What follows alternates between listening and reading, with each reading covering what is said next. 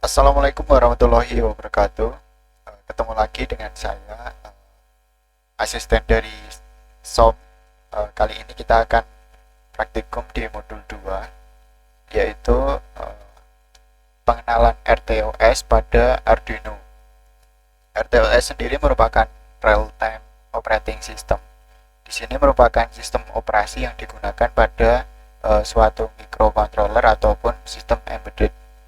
Nah, di sini sistem operasi semisal contoh itu yang di laptop kita atau PC kita itu menggunakan Windows. Nah, sedangkan pada microcontroller itu salah satu sistem operasinya itu FreeRTOS. Kemudian dari tujuan praktikum kali ini yaitu yang pertama, praktikan mampu melakukan pemrograman dasar dari FreeRTOS. Kemudian yang kedua, praktikan mampu mengidentifikasi fungsi dari library FreeRTOS. Kemudian yang ketiga, praktikan mengerti mengapa RTOS dibutuhkan pada pemrograman microcontroller. Jadi pada pemrograman Arduino itu pada dasarnya itu menggunakan yang biasa itu sistemnya super loop, yaitu program dijalankan atau dibaca itu dari baris per baris. Jadi misal teks 1, teks 2, teks 3 itu dijalankan secara berurutan sesuai dari urutan teks. Kemudian jika kita menggunakan operating system, maka pembagian teks seperti pada gambar, yaitu dari awal kita dapat menjalankan teks 1, teks 2, dan teks 3 itu secara bersamaan.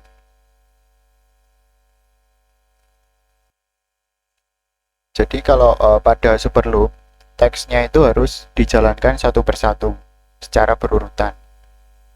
Jadi semisal baru mengerjakan teks 1, berarti teks 2 dan teks 3 tidak akan dikerjakan.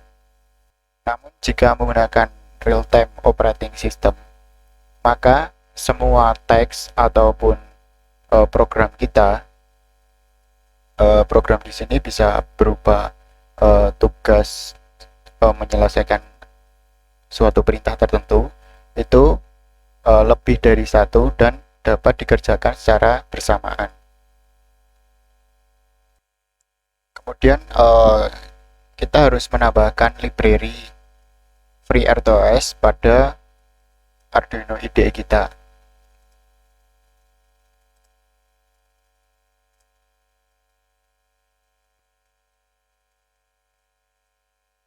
Di sini kita bisa search FreeRTOS.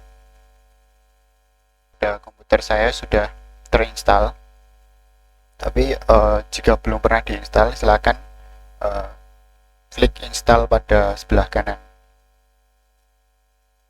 Untuk menambahkan library bisa melalui library manager ataupun bisa melalui browsing dengan library FreeRTOS, kemudian kita tambahkan file pada Arduino library pada disk C kita.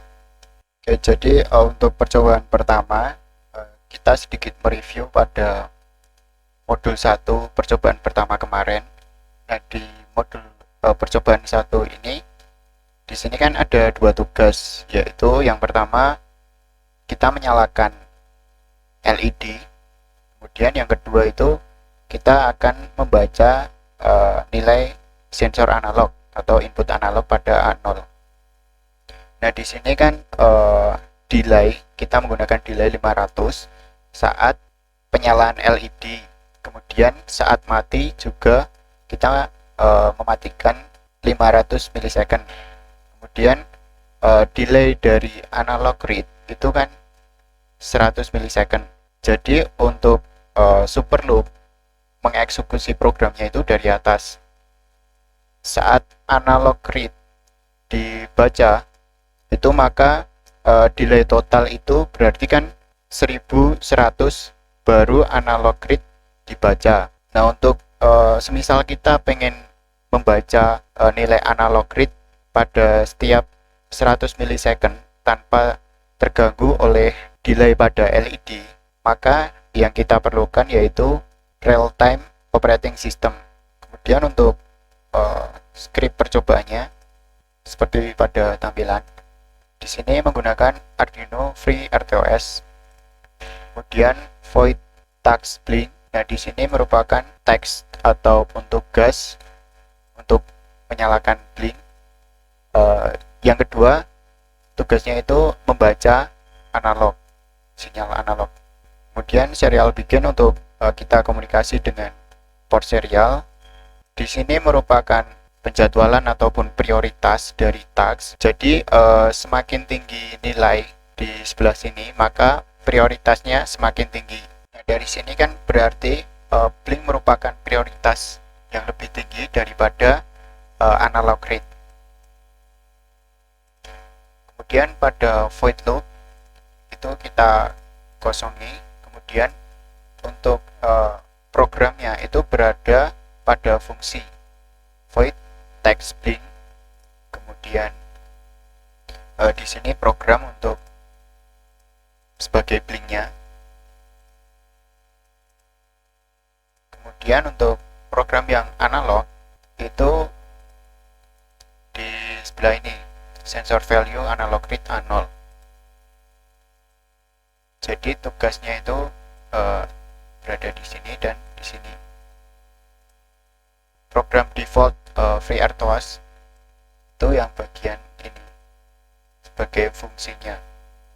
Hasil dari percobaan pertama bisa dilihat, yaitu hasil dari pembacaan analog read itu tidak terpengaruh dengan blink dari LED-nya. Jadi pada percobaan pertama kali ini dapat mengeksekusi dua task dengan timing yang berbeda. Di sini untuk sedikit penjelasan terkait VTax delay. VTax delay di sini kan menggunakan satu di sini artinya itu menggunakan satu portic period ms, atau satuannya itu sama dengan 15 milisecond. Nah, saat kita pengen menggunakan delay 1 second, maka kita akan menulisnya 1000 per portic period ms, yaitu 1 second sama dengan 1000 milisecond. Kan kita berada di dalam VTax delay, yaitu satuannya menggunakan portic. Nah, 1000 portic agar menjadi 1 second, maka harus dibagi dengan portic itu sendiri. Jadi untuk delay pada VTax delay yang text blink itu benar-benar 1 second. Kalau yang di analog read itu delaynya 15 milisecond. Oke, untuk selanjutnya kita pada percobaan 2 itu analog read dan digital read pada FreeRTOS dengan menggunakan semaphore. Untuk rangkaiannya seperti pada gambar. Kemudian untuk scriptnya kita bisa ambil dari example. Kemudian FreeRTOS. Kemudian yang pilih yang analog read. Nah, di sini FreeRTOS menggunakan semaphore. Kemudian yang perlu kita ganti yaitu pada tasknya.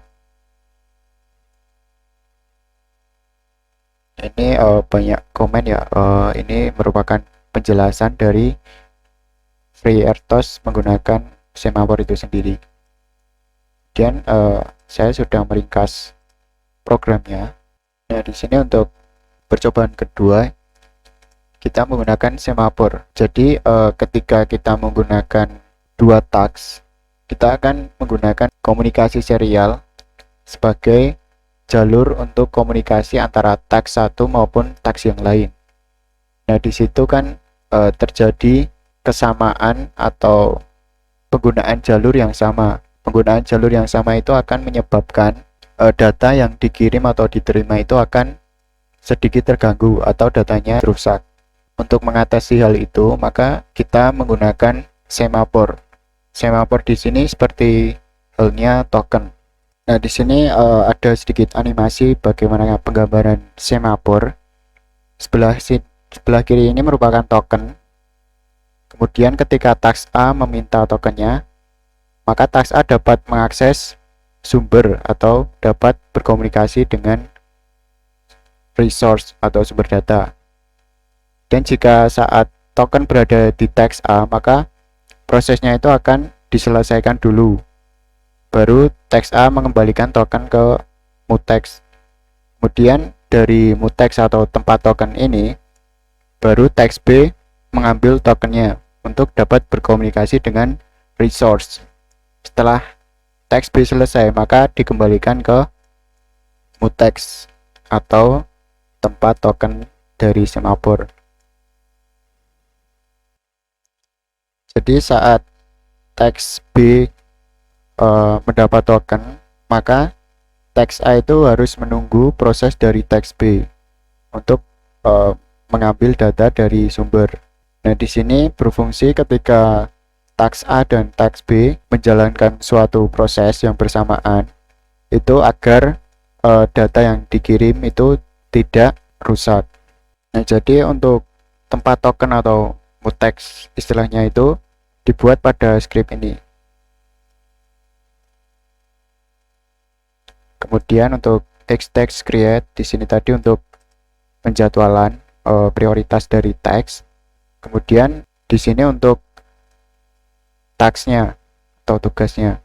Jadi ketika semafor text, jika tokennya sudah ada, maka button state itu akan dieksekusi. Kemudian setelah mengeksekusi, maka semafor give atau token itu dikembalikan ke mutex atau tempat token. Begitu pula dengan text 2. Oke, kemudian untuk simulasi hardware-nya. Oke, kemudian untuk simulasi hardware-nya kita akan upload. Oke, di sini untuk hardware-nya, untuk satu itu nilai dari button.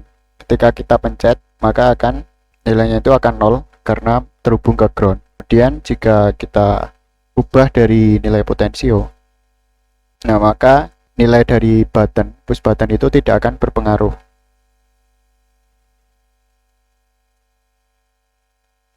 Nah, jadi di sini dapat disimpulkan bahwa kita dapat menjalankan dua tugas tanpa mengganggu dari tugas yang lain, dan pembacaan datanya itu stabil, tidak terpengaruh.